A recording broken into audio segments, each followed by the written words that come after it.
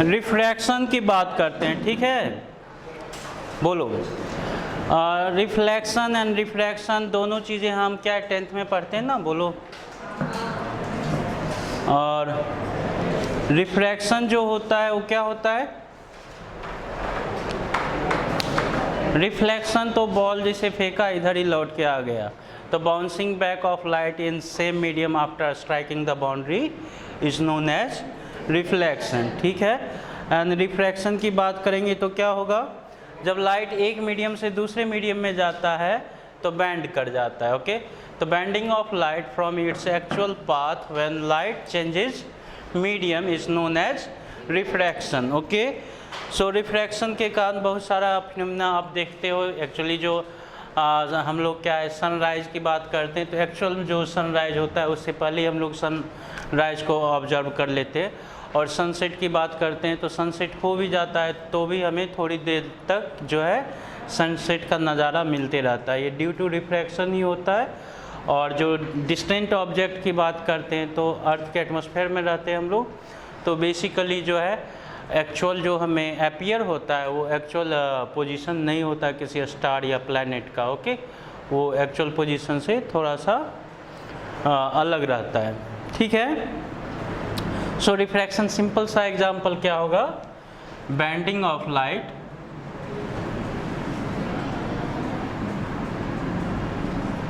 From its original path when light changes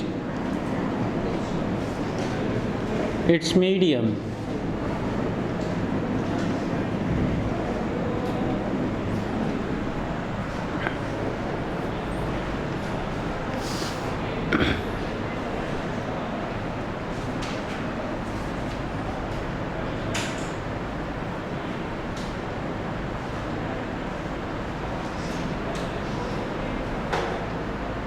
हो गया? Simply मान लो कि ये आपका एयर है और दूसरा कोई ऐसा है, ओके। तो ये इंसिडेंट एंगल की बात करेंगे तो इंसिडेंट एंगल क्या होता है? एंगल बिटवीन नॉर्मल रे and incident ray, incident angle, okay. अब ये जो है ये लाइट इधर आया तो इसको जाना चाहिए था ऐसा, ओके, जाना चाहिए था ऐसा सीधा स्ट्रेट पाथ में, बट ये क्या है आइदर ये ऐसा जाएगा या फिर ऐसा थोड़ा सा बैंड कर जाएगा, ओके। तो मान लेते हैं थोड़ा सा इधर ही टुवर्ड्स नॉर्मल बैंड कर गया और ये हो गया आर। इस पॉइंट पे हम सपोज कि इसका रिफ्रैक्टिव इंडेक्स हम बात करें तो n1 और इसका रिफ्रैक्टिव इंडेक्स n2। हाँ, इसको मीडियम 1 बोलते हैं और ये मीडियम 2। सबको जानता होगा रिफ्रैक्टिव इंडेक्स क्या होता है? रिफ्रैक्टिव इंडेक्स क्या होता है? इसको म्यू से भी डिनोट करते हैं या n से भी डिनोट करेंगे, याद रखेंगे c/v। c क्या होता है? Speed of light in free space, speed of light in free space और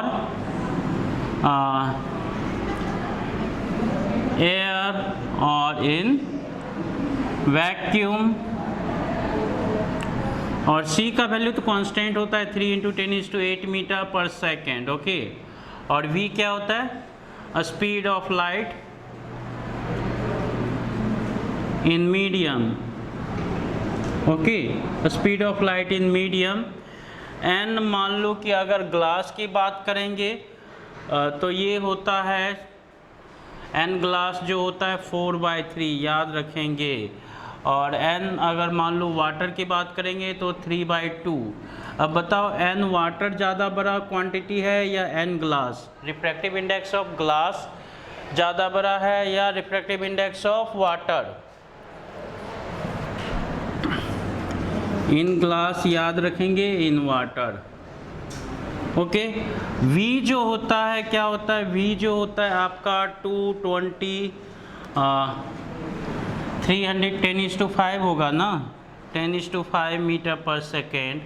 और अगर इसमें v वाटर की बात करते हैं तो वाटर मीडियम में स्पीड ऑफ लाइट जो होता है अप्रॉक्सीमेटली, ये लगता है हम गलत लिख दिए हैं, ये इसको गलत लिख दिए हैं, ये है वाटर का और ये है ग्लास का, ठीक है जी।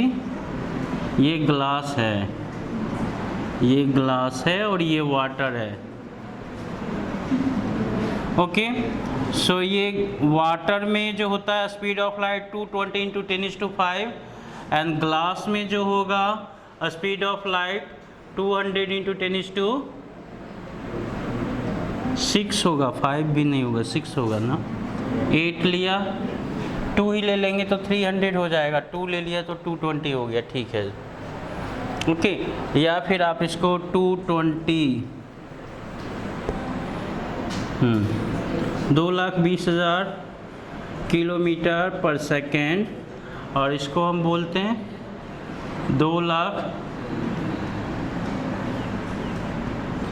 किलोमीटर पर सेकेंड, ये मीटर पर सेकेंड होगा।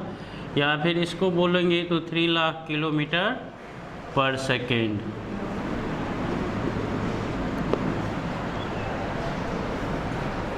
हो गया, यहाँ तक हम लोग जानते हैं, ये सब तो बेसिक चीज़ है, केबीसी में पूछा जाने वाला क्वेश्चन है ये सब। हाँ, कौन कौन ट्राई किया केबीसी में जाने के लिए? कोई किया है अभी तक ट्राई? नहीं?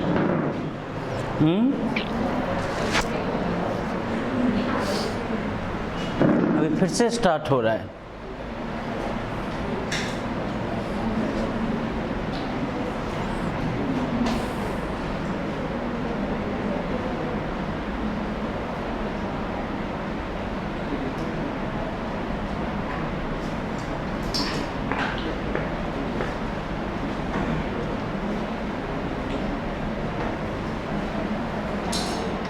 वो किधर गई? आलिया? आज नहीं, आज एब्सेंट है वो, एक दिन आती है एक दिन एब्सेंट होती है।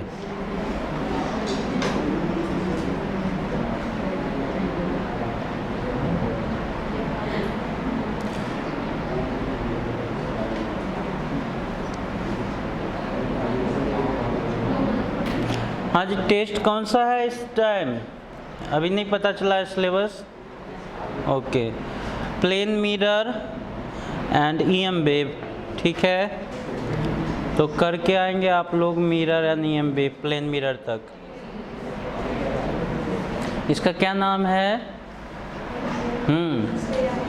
श्रेया। अच्छा, तुम कहाँ से आती है? गोरेगांव। कितना दूर है यहाँ से? टाइम में 3 घंटा। 2 आवर्स मतलब रोज आते हो आप, फिर रोज जाते हो? अच्छा, आप इधर कोई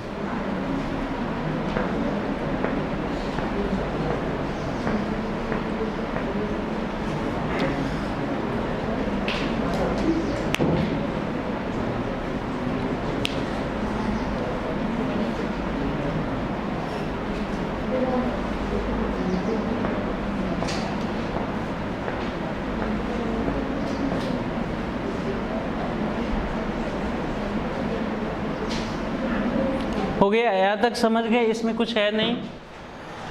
ये केबीसी वाला क्वेश्चन आपको याद ही होगा। रिफ्रैक्टिव इंडेक्स की बात करेंगे, ये ध्यान रखेंगे। Speed of light in free space to speed of light in medium, ये क्या है? रिफ्रैक्टिव इंडेक्स की बात करेंगे तो रिफ्रैक्टिव इंडेक्स क्या होता है?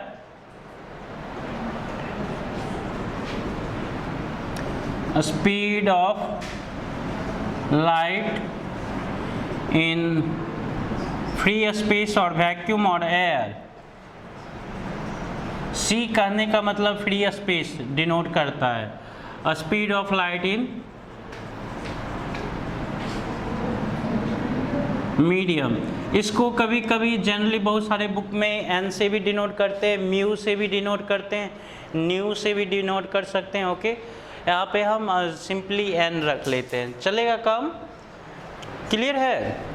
ओके, तो speed of light in free space to speed of light in medium, याद रखेंगे। वाटर की बात करेंगे तो ये होता है 4/3, ग्लास की बात करेंगे तो 3/2 होता है, और एयर की बात करेंगे तो 1 होगा। ओके, एयर की बात करेंगे तो क्या होगा, 1 होगा। समझ गए इसको? ये जो है रिफ्रैक्शन फिनोमिना को रिप्रेजेंट कर रहा है। लाइट को जाना था इधर, बट एक मीडियम से दूसरा मीडियम, सपोज एयर से वाटर में गया, तो ये थोड़ा सा क्या करेगा, बैंड हो जाएगा, थोड़ा सा बैंड हो जाएगा। ठीक है, सो ये इसको हम बोलते हैं angle of refraction, angle of refraction बोलेंगे। अब इसका भी 2 लॉ होता है, और ये क्या है, एंगल ऑफ इंसिडेंस। इसका भी 2 लॉ होता है। क्या, सिंपल सा लॉ ऑफ रिफ्लेक्शन जो पढ़े थे, हम नोट नहीं कराएंगे इसको। लॉ ऑफ रिफ्लेक्शन में क्या था, incident ray, reflected ray, normal at the point of incidence are in same plane. Okay, वैसे ही क्या होगा, incident ray, refracted ray, normal at the point of incidence are in same plane. समझ गए? पहला तो ये हो गया, पहला ये हो गया। दूसरा क्या हो गया, Snell's law, very important. Okay, दूसरा जो होता है लॉ ऑफ रिफ्रैक्शन की बात करेंगे तो वो जो होता है बेसिकली स्नेल्स लॉ की बातचीत करते हैं।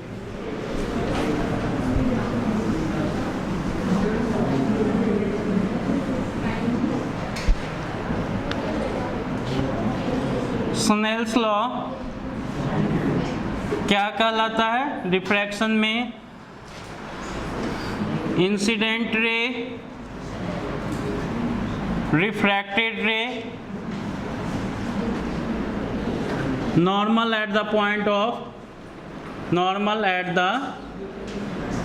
of incidence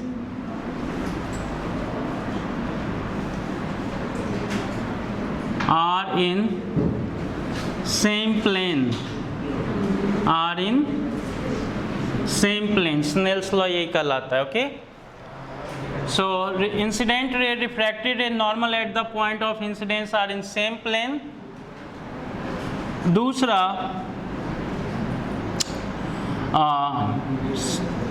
प्रोडक्ट ऑफ, पहला स्टेटमेंट दूसरा होता है product of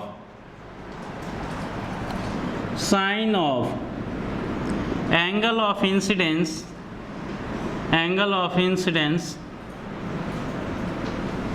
and refractive index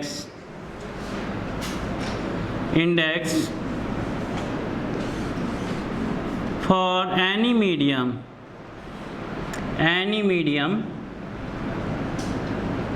remain constant।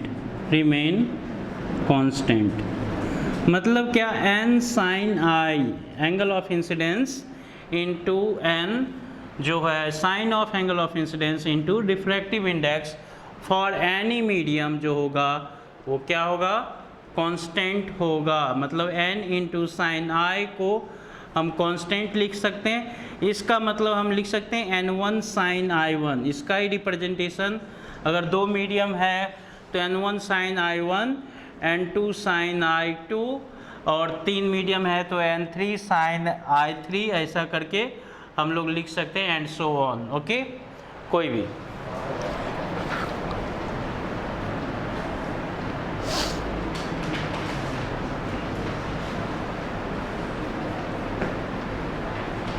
हाँ जी, तन्वी, मन लग रहा है पढ़ने में कि टाइम पास हो रहा है? जल्दी से 12th पास करना है।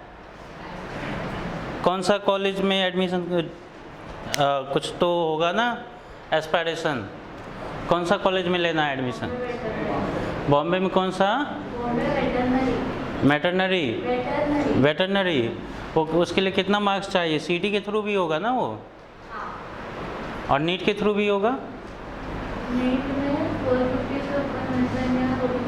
अच्छा, तुमने सारा हिसाब किताब बना रखा है कि 200-250 बायोलॉजी में रट के ले आने, 100 मार्क्स उसमें रट के ले आने, अब 20 मार्क्स फिजिक्स में आ ही जाएगा दया करके।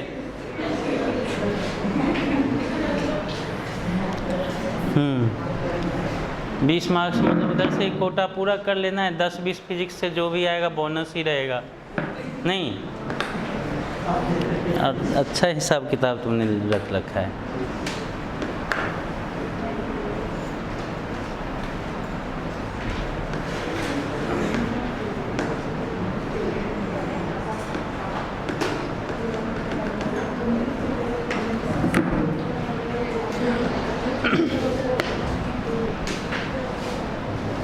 हो गया। सो स्नेल्स लॉ का application throughout refraction lens सब कुछ जब हम पढ़ेंगे तो just application of Snell's law ही सीखेंगे, तो इसको तो हम बार बार करेंगे। चलिए आगे बढ़ते हैं।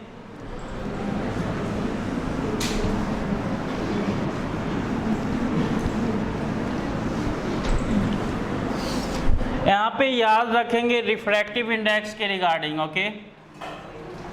रिफ्रैक्टिव इंडेक्स की बात करेंगे तो ये क्या होगा, n की बात करें तो इन्वर्सली प्रोपोर्शनल टू v, क्योंकि c तो कांस्टेंट होता है ईच एंड एवरी के लिए, ओके। v क्या होता है, डिफरेंट होता है।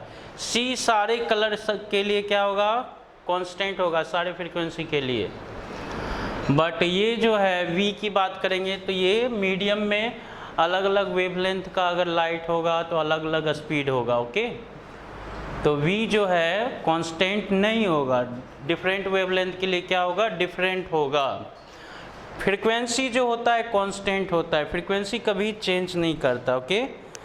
फ्रीक्वेंसी कभी चेंज नहीं करता, याद रखेंगे, पहले भी बताया गया होगा। तो ये रिफ्रैक्टिव इंडेक्स n जो है inversely proportional to speed of क्या कहते हैं, लाइट इन मीडियम। ज़्यादा होगा स्पीड तो रिफ्रैक्टिव इंडेक्स क्या हो जाएगा, कम हो जाएगा। कम स्पीड है मीडियम में तो रिफ्रैक्टिव इंडेक्स ज़्यादा है। या सिंपली अगर बात करेंगे तो रिफ्रैक्टिव इंडेक्स मीडियम का ज़्यादा होगा तो लाइट के स्पीड को रिड्यूस कर देगा, बहुत ज़्यादा रिड्यूस करेगा। और कम होगा रिफ्रैक्टिव इंडेक्स तो थोड़ा बहुत रिड्यूस करेगा। समझ गए, क्लियर है। सो और v जो होगा ये क्या, इसके अलावा याद रखेंगे v क्या होगा, f इंटू लैम्डा। तो लाइट जब ट्रैवल करता है फ्री स्पेस से किसी मीडियम में तो फ्रीक्वेंसी उसका क्या होता है, चेंज नहीं होता है। फ्रीक्वेंसी चेंज नहीं होगा। फ्री स्पेस से एयर में आया, एयर से वाटर में गया या वाटर से ग्लास में गया तो उसका फ्रीक्वेंसी चेंज नहीं होगा। समझ गए, फ्रीक्वेंसी क्या होता है, कैरेक्टरिस्टिक्स पे डिपेंड करता है और बेसिकली उसका बाद में डिस्कशन करेंगे। याद रखेंगे फ्रीक्वेंसी चेंज नहीं होगा और वो क्या होगा, वेवलेंथ चेंज हो सकता है, एम्पलीट्यूड चेंज हो सकता है, इंटेंसिटी चेंज हो सकता है, एनर्जी उसका चेंज हो सकता है।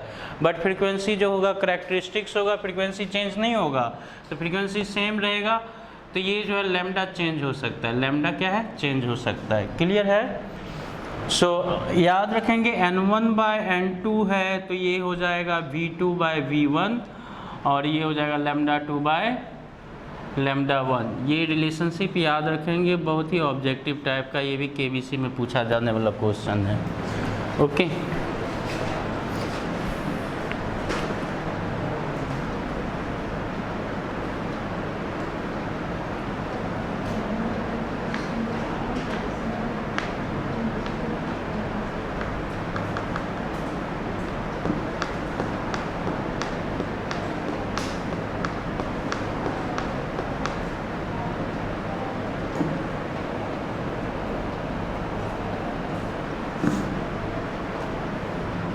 हाँ जी, हन्नी ऐसे ही बोलते हैं ना घर में, हन्नी कैसे बोलते हैं, हन्नी, हनी नहीं बोलते, हन्नी बोलते हैं उधर, ऐसे ही बोलते हैं।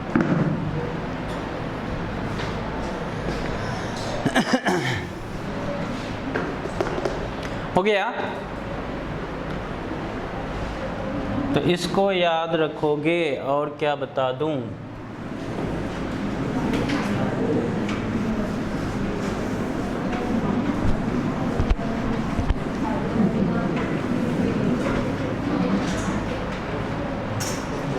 अगर ये मान लो कि ये है आपका एयर है और यहाँ पर मान लो कि 45 डिग्री से इंसिडेंट हुआ है, ओके। और ये वाटर है। तो एंगल ऑफ रिफ्रैक्शन की बात करेंगे तो क्या होगा बताओ तो। एंगल ऑफ रिफ्रैक्शन की बात करेंगे तो क्या होगा, इंसिडेंट रे।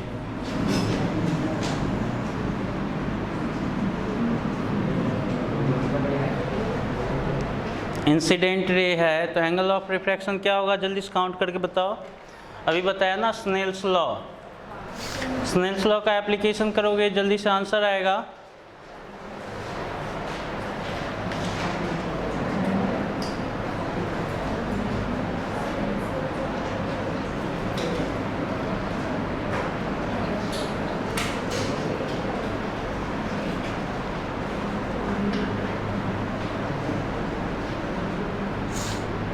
डायग्राम नहीं भी बनाते तो काम चल जाता। R इक्वल टू पूछा जा रहा है, ओके। I क्या है जी, 45 डिग्री है ना, तो N1 साइन I, देखो N sine I equal to constant कहने का मतलब क्या होता है, यहाँ पे समझ लो पहले। N1 sign I1 equal to N2 sign I2। इस मीडियम के लिए I1 होगा I, और इस मीडियम के लिए अगर मान लो इसको ऐसा जाना था, और इस मीडियम के लिए अगर हम बात करेंगे I2 का, तो ये हो जाएगा R। N1 if I1 equal to I और I2 equal to R, then आप लिख सकते हो N1 sine I equal to N2 sine R, ऐसा भी लिख सकते हैं, ठीक है, कोई दिक्कत नहीं, ओके। ऐसा भी समझ सकते हो। इसके लिए I2 की बात करेंगे तो R हो जाएगा, और इसके लिए I1 की बात करेंगे तो I हो जाएगा। क्लियर है। सो इसको N1 कहने का मतलब एयर क्या होता है 1, साइन 45 डिग्री का वैल्यू कितना होगा, इसका 4/3 हो जाता है, और इसका साइन R कर देते हैं, ठीक है जी। इसका साइन 45 का वैल्यू कितना होता है बताओ, कितना होता है, 1/√2 ना जी, 1/2 तो 30 डिग्री का होगा, तो 4/3 साइन R हो गया। सो इसका मतलब क्या हो गया बताओ तो, साइन R की बात करेंगे तो 3/4√2 हो गया। सो R इक्वल टू क्या, साइन इनवर्स 3/4√2, ऐसा लिख सकते हैं, बोलो यस और नो। चलिए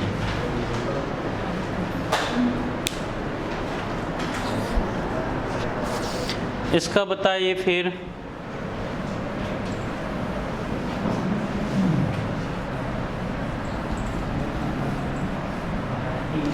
फटाफट बताओ जल्दी से, एग्जाम्पल ले लेते हैं कि ग्लास है इधर, और ग्लास से इधर मान लेते हैं कि ये 30 डिग्री है, और N ग्लास जो है उसका 3/2 वैल्यू है, और इधर एयर है, तो एंगल ऑफ रिफ्रैक्शन क्या होगा R।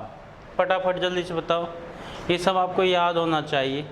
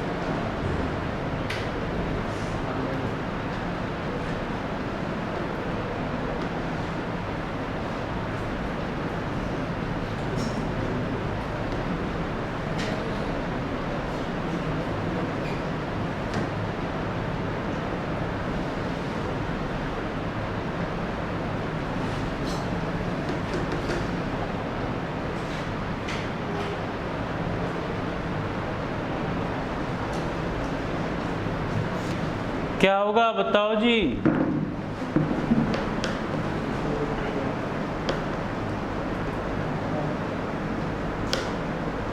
इधर भी है ना, तन्वी है, और एक कौन थे तुम्हारे साथ, सानिका, किधर गई हो? आज वो भी गोल है।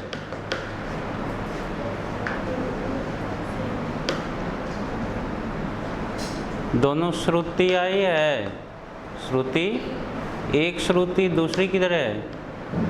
अच्छा उधर है। तुम जी, तुम्हारा नाम क्या है?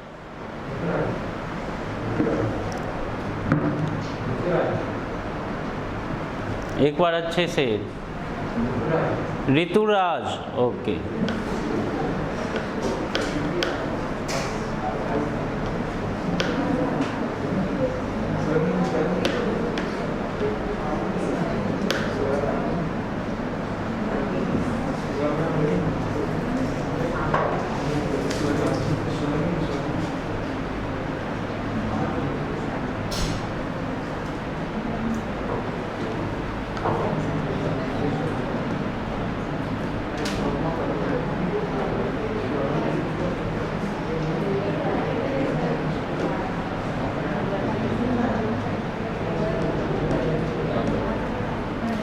हो गया जी, कितना होगा इसमें? आर का वैल्यू कर दो ना यार, बता दो क्या होगा इसमें, उसमें आर का वैल्यू क्या होगा? ग्लास से एयर में जाएगा तो कितना होगा बताओ, कितना आया?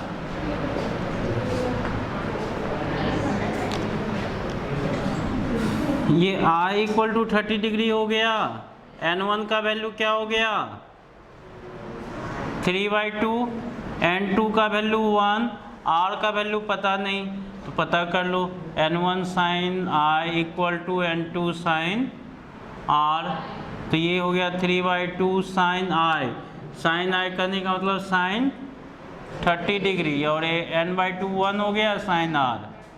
तो ये हो गया आपका 3/2 इंटू हाफ, ये हो गया आपका साइन R। तो ये हो गया आपका 3/4 साइन R। तो R कहने का मतलब साइन इनवर्स 3/4। कितना होगा इसका वैल्यू बताओ तो? 3/5 होता है तो सीधा कर 37। ये 37 नहीं होगा, 37 से क्या होगा? ज़्यादा होगा, कम नहीं होगा। 3/5 से ज़्यादा वैल्यू है ना, तो 37 से ज़्यादा होना चाहिए ना। क्या हुआ जी, काहे तुम दांत निकाल रहा है? बताओ, अच्छे से बैठो ना कम से कम। यहाँ पे जैसे नहीं चौपाल पे टांग टिका के बैठ गए ताश खेल रहे हैं वैसा।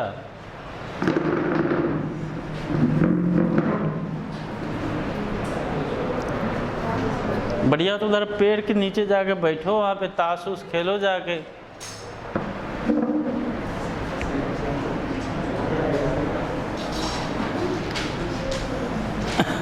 हो गया, ये समझ गए? तो रिफ्रैक्शन की बातचीत कर रहे हैं हम लोग, तो इसमें ध्यान देंगे। ये जो होता है TIR एक पढ़ा जाता है, उससे पहले एक एपरेंट डेप्थ की बात कर लेते हैं। और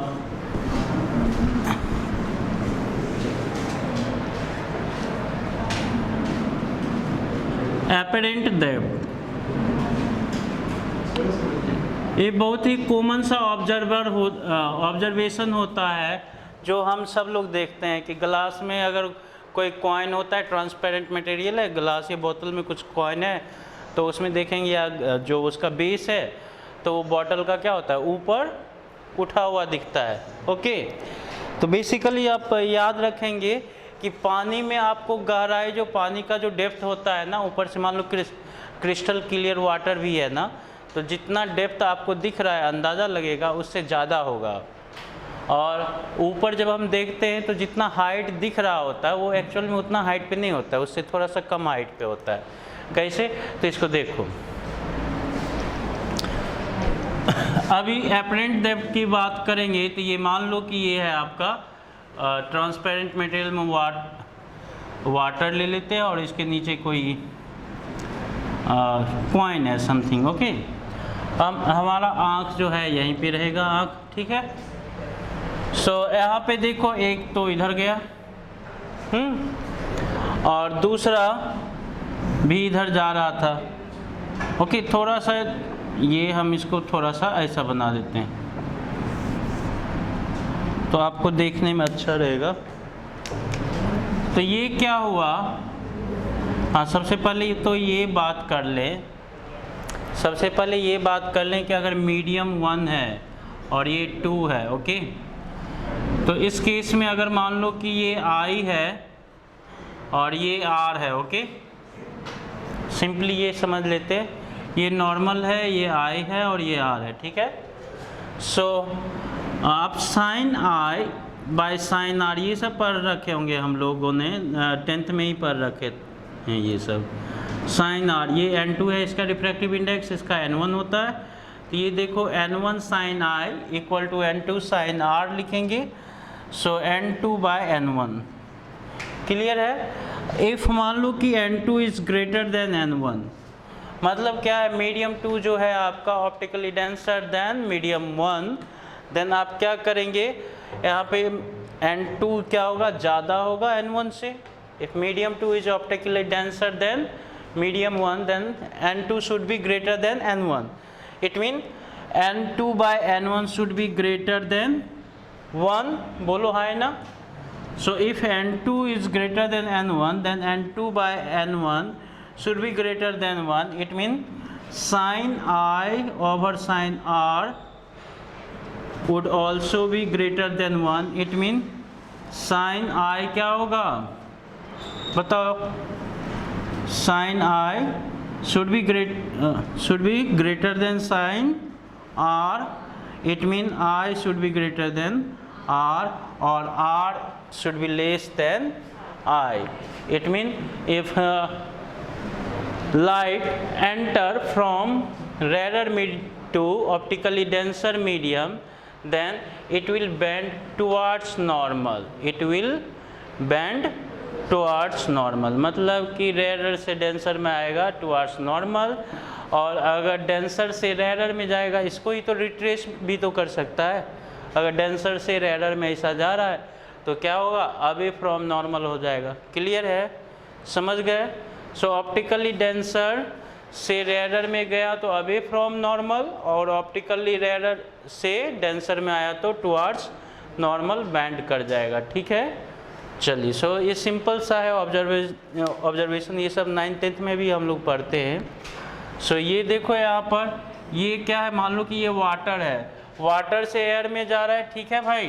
तो इस केस में इसको जाना था ऐसा, लेकिन ये जाएगा कैसा, ऐसा थोड़ा सा, ओके। तो ये जाना था ऐसा, लेकिन ये जाएगा एक्चुअल में थोड़ा सा अवे हो जाएगा, अवे फ्रॉम नॉर्मल। नॉर्मल तो यहाँ पे ये इस डायरेक्शन में होगा ना, तो अवे फ्रॉम नॉर्मल हो गया। तो ये जो है आई को जब देखेगा, आई जब देखेगा तो ये दोनों रे जो है कहाँ से डाइवर्ज होता हुआ अपीयर होगा, बताओ तो। ये यहाँ से डाइवर्ज होता हुआ अपीयर होगा, ठीक है भाई। तो ये एंगल हो गया एंगल ऑफ रिफ्रैक्शन, और ये भी एंगल हो गया आपका एंगल ऑफ रिफ्रैक्शन। और ये एंगल की बात करें तो ये एंगल हो गया आपका सपोज एंगल ऑफ इंसिडेंस। यहाँ पर देखो ये नॉर्मल है, ये बाहर जाता हुआ रे है, तो ये वाला इंसिडेंट एंगल हो जाएगा। तो ये एंगल हो गया एंगल ऑफ इंसिडेंस। और ये यहाँ से यहाँ तक अगर बात करें तो ये हो गया डी एक्चुअल, और यहाँ से यहाँ तक बात करें तो ये हो गया डी एपरेंट, ओके। तो सारा कहानी दिख गया, बोलो हाँ ना। सो इस दो ट्रायंगल में देखोगे, इस दो ट्रायंगल में देखो, यहाँ पे इसको मान लेते हैं पी क्यू आर एस मान लेते हैं, सिंपल सी बात है। पी क्यू ये है आपका आर और ये है आपका एस, ठीक है जी। सो ये आप देखो, ये आपका क्या है, ये मान लो कि आर है और ये क्या है, आई है, ठीक है। बोलो हाय ना। ये आर है और ये आई है। सो यहाँ पे देखो, और इस पॉइंट क्यू पे आप क्या लिखोगे, एट क्यू की बात करें तो स्नेल्स लॉ लिखेंगे। आप क्या लिखेंगे बताओ, यहाँ पे लिखेंगे तो ये n1 और इसको n2 की बात करें तो n1 साइन या n2 की बात कर दें n2 sine r equal to n1 sine i लिखेंगे, बोलो हाय ना, हेलो। इसको n1 बोल देते हैं और इसको n2 बोल देते हैं, बाहर वाले को n2, अंदर वाले को n1। तो इस पॉइंट पे स्नेल्स लॉ का एप्लीकेशन करोगे, n1 sine i equal to n2 sine r, i की जगह ये होगा, r की जगह ये होगा, n1 की जगह n1 समथिंग। अब देखो इसमें पैरेक्सियल रे की बात करेंगे। पैरेक्सियल रे मतलब कि जो है ये रे यहाँ से पास करेगा, ओके। तो बेसिकली ये इतना डिस्पर्स रे नहीं होगा ज़्यादा, तो ये हम तो जैसे ऑब्जर्व करेंगे तो पूरा एरिया थोड़ी ना हम कवर करेंगे, थोड़ा सा मतलब कि एक्सिस के आसपास का एरिया कवर करते, ओके। तो इस केस में जो है ये साइन आई जो है, साइन आई को हम क्या लिख सकते हैं, साइन आई को टेन आई समझ सकते हैं और साइन आर को क्या समझ सकते हैं हम, टेन आर समझ सकते हैं। जब आई और आर स्मॉल होता है तो sine I equal to tan I equal to I and sine R is equal to tan R is equal to R. ये पहले भी आपको बताया प्रीवियस क्लास में, बोलो हाँ है ना, ओके। तो ये अब देखो साइन आर की जगह हम टेन आर पुट कर सकते हैं, साइन आई की जगह हम क्या कर सकते हैं, टेन आई को पुट कर सकते हैं। अब टेन आई लिखेंगे तो इसमें लिख लें, बताओ हाँ है ना। इसमें देखो तो ये डी एक्चुअल, यहाँ से यहाँ तक एक्चुअल डेप्थ की बात करेंगे तो टेन आई अगर बात करोगे, इसको मिटा दें, नोट कर ली सबने।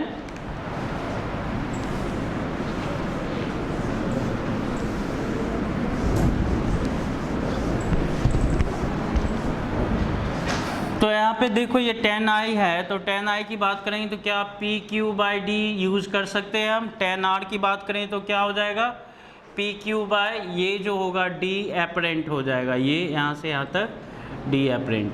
यहाँ पे जो आर्क होगा तो ये जो हमारा आई ऑब्जर्व करेगा वो ये थोड़े ना ऑब्जर्व करेगा कि ये दोनों रे जो है यहाँ से आ रहा है, उसको क्या लगेगा ये रे तो यहीं से आ रहा है, क्लियर है। हमें लाइट बैंड होके आता हुआ तो फील नहीं होगा ना, हमें तो हमेशा फील होता है कि लाइट जो है स्ट्रेट आ रहा है, क्लियर।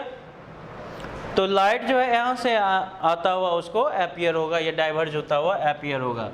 तो यहाँ पे देखो आप क्या लिख दो, n2 साइन r की जगह टेन r लिख दो, n2 साइन r की जगह टेन r। अच्छा टेन r क्या होगा, P Q by D F. तो ये हो गया P Q by D F n2 P Q by D apparent equal to क्या हो जाएगा, n1 P Q by D actual. So ये सिंपली हो गया, यहाँ पे देखो तो डी एपरेंट इक्वल टू क्या हो गया बताओ तो, डी एक्चुअल बाय ये जो है D n2 by n1, okay, n2 by n1। या फिर डी एपरेंट की बात करते हैं तो d by n, okay, n equal to क्या होगा, n2 by n1, n2 by n1।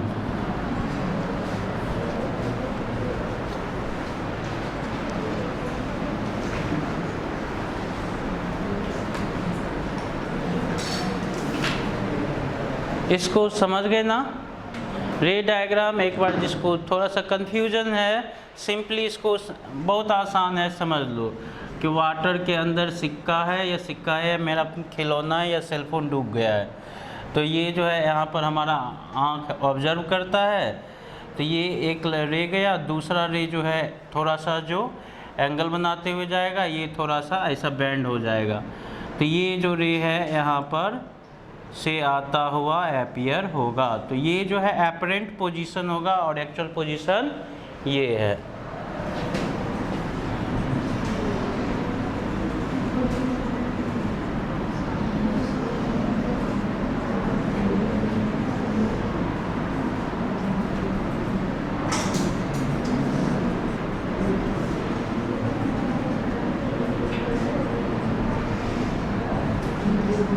ये जो होगा D होगा और ये जो होगा D एपरेंट होगा।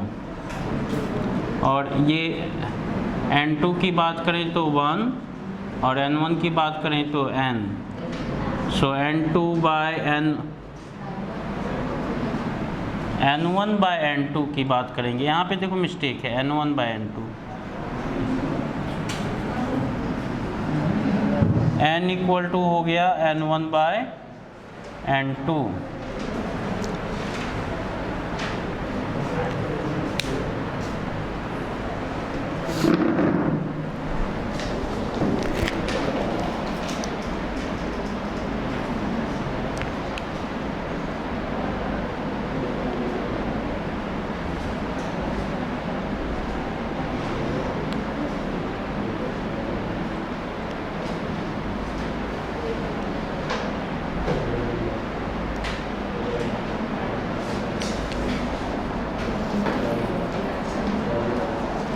हो गया? क्या नाम है तुम्हारा? शक्ल दिखाओ एक बार। क्या नाम है? आदित्य। और उसके पीछे कौन है जी? हाँ, तुमको तो पहली बार देख रहे हो, पहला ही दिन है। क्या नाम है? स्वर्णिम। और उसके पीछे कौन है जी? क्या? तो बोलते टाइम हंस रहा है तो फिर लग रहा है पान खा लिया है। हाँ, पवार। पवास क्या मतलब होता है? पवास का क्या होता है? कुछ तो मतलब होगा ना? क्या होता है जी? तुम ही बताओ। सक्सेस। अच्छा, पवास मराठी नेम होता है। उसके बाजू में कौन है जी? अमीश। अभीश। अच्छा, अभीश।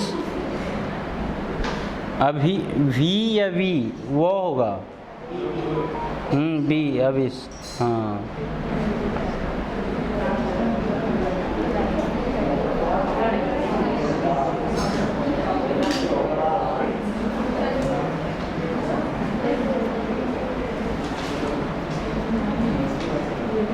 हो गया? समझ लिए यहाँ तक?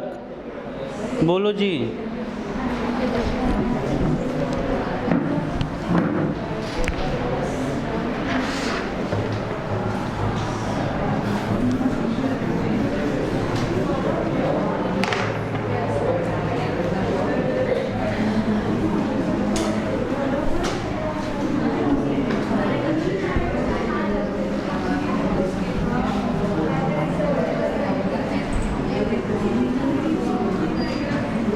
सिंपल सा एग्जाम्पल अगर आपसे पूछा जाए, एक कॉइन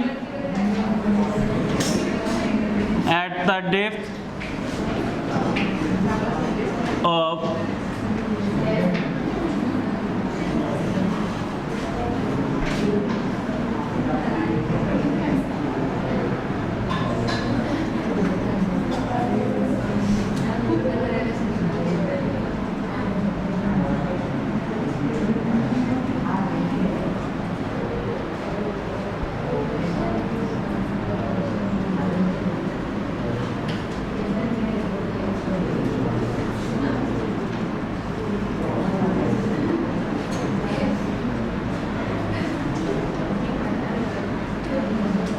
डी एक्चुअल। देखो ऐसे क्वेश्चन आ गया कि अगर मान लो कि 20 सेंटीमीटर के डेप्थ पे कोई कॉइन है और कोई पर्सन ऑब्जर्व करेगा, तो उस केस में ऑब्जर्व डेप्थ कितना उसको फील होगा। ओके, तो डी एपरेंट ही फील होगा ना। तो डी एक्चुअल बाय म्यू या फिर एन की बात कर लें। Okay, N water. तो ये हो गया डी एक्चुअल हो गया 20 और वाटर का रिफ्रैक्टिव इंडेक्स क्या होता है? कितना होता है? 4/3, तो 15 सेंटीमीटर। कितना हो जाएगा? 15 सेंटीमीटर। समझ गए?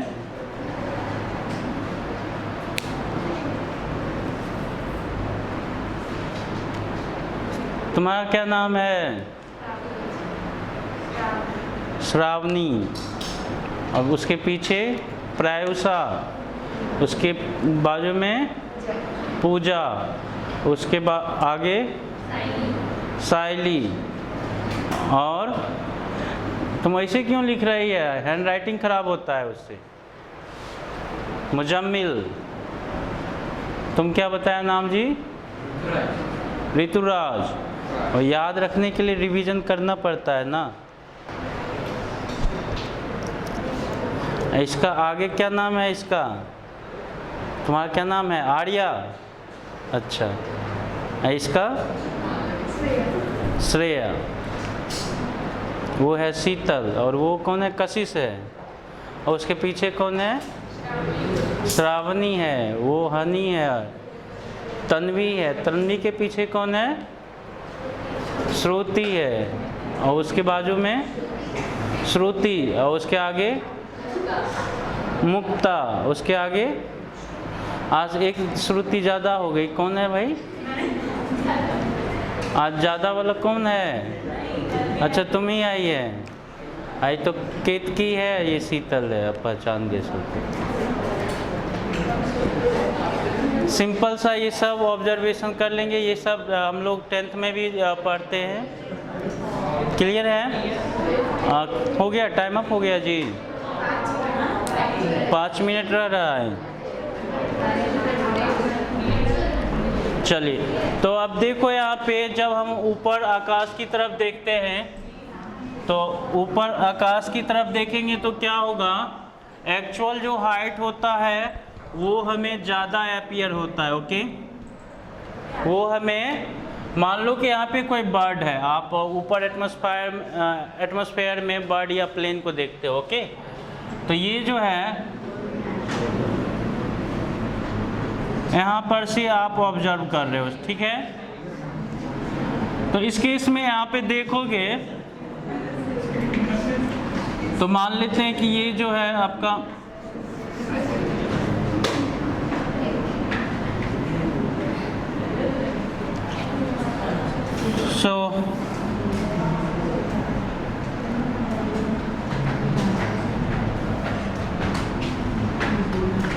तो अभी क्या होगा कि अभी तो टुवार्ड्स नॉर्मल बैंड हो जाएगा। इसको जाना था ऐसा, लेकिन टुवार्ड्स नॉर्मल बैंड हो जाएगा। बोलो हाय ना। तो ये जो टुवार्ड्स नॉर्मल बैंड हो गया, तो ऑब्जर्वर को ये वाला जो रे है बैंड होके जो आ रहा है, वो कैसा आता हुआ, कहाँ से आता हुआ अपीयर होगा? यहाँ पर। तो ये जो है एक्चुअल में प्लेन यहाँ पर है, हमें अपीयर आएगा यहाँ पर। समझ गए? तो ये हो गया आपका डी एपरेंट, और ये हो गया आपका डी एक्चुअल। अब इस केस में अगर हम बात करें तो क्या हो जाएगा? डी एपरेंट की बात करेंगे तो ये हो जाएगा म्यू टाइम या एन टाइम डी एक्चुअल। इसका डेरिवेशन करना चाहते हो तो वो भी करवा देते। तो ये देखो यहाँ पे ये डी एपरेंट है और ये डी एक्चुअल है। ये हो गया आर, तो ये हो गया आपका, हाँ ये हो गया आपका आर, और ये हो गया आई। क्लियर है? तो अगेन ये ट्रायंगल को देखोगे, ये इस तरह से जो ट्रायंगल है, क्लियर, ये है आर और ये है आई, और इसको बोले पी, इसको बोले क्यू, इसको बोले आर, और इसको बोले हम डी एपरेंट, और ये पूरा डी एपरेंट है यहाँ से यहाँ तक। डी एपरेंट या एच एपरेंट की बात कर लेते हैं, हाइट बोल देते हैं ना इसको, क्या दिक्कत है। और इसको हम बोल देते हैं एच एक्चुअल, ठीक है जी। अब ये देखो 10i लिखेंगे तो क्या लिखेंगे? P Q by H, P Q by H लिखेंगे। 10r लिखेंगे तो क्या लिखेंगे? P Q by H apparent. बोलो हाय ना। ये तो 10r sin r हो जाएगा स्मॉल एंगल ऑफ r के लिए। ये भी क्या हो जाएगा, साइन आई हो जाएगा, बोलो हाई ना, for a small value of i के लिए। तो अब यहाँ पे आप इस पॉइंट पे क्यू पे लिखोगे तो क्या लिखोगे, आप मान लो कि ये एयर में है और ये वाटर में है, ये N1 है और ये N2 है। तो N1 sign I1 equal to N2 sign I2 लिखते हो ना। तो ये N1 sine I equal to N2 sine R लिखते हैं। और ये क्या होगा, N1 की बात कर लें तो 1, N1 को हम मान लेते हैं ये एयर है 1 है, और ये N2 का वैल्यू n मान लेते हैं। ओके, सो 1 साइन R को, साइन I को हम tan I लिख देते हैं PQ बाय H, और ये हो गया N2 को n बोल देते हैं, साइन R को हम tan R लिख देते हैं PQ H एपरेंट। ये देखो PQ कैंसल, H एपरेंट की बात करेंगे तो H एपरेंट इस केस में क्या हो गया, N इंटू H, मतलब क्या हो गया, एक्चुअल हाइट से ज़्यादा हाइट पे अपीयर हो रहा है, बट जो है एक्चुअल हाइट से ज़्यादा हाइट पे। तो ऑब्जर्वर जब क्या होगा, ऑप्टिकली डेंसर मीडियम में होगा तो ऑब्जर्व्ड लेंथ क्या होगा, ग्रेटर देन एक्चुअल। और ऑब्जर्वर जब क्या है, ऑप्टिकली रेयरर मीडियम में, पानी में है कुछ ऑब्जेक्ट और हम एयर में अपने को प्लेस करके ऑब्जर्व कर रहे हैं, तो क्या हो जाता है उस केस में, बोलो D apparent equal to D actual by mu. Observer जब ऑप्टिकली रेयर मीडियम में होता है तो क्या हो जाता है,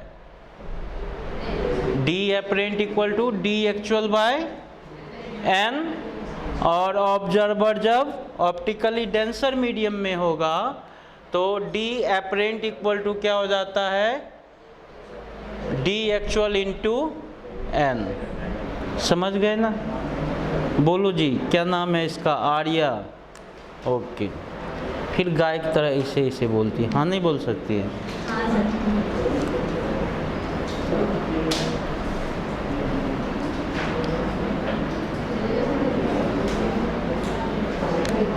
हो गया, टाइम अप हो गया। टाइम अप होने के बाद तुम लोग ऐसे देखते हो ना जैसे वो बकरा देखता है ये कसाई कब छोड़ेगा हमें।